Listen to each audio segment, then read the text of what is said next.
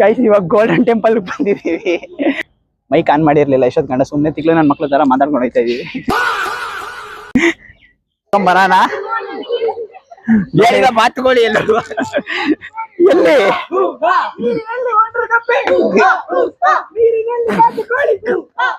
ಸಿಕ್ತಿರೋಣ content.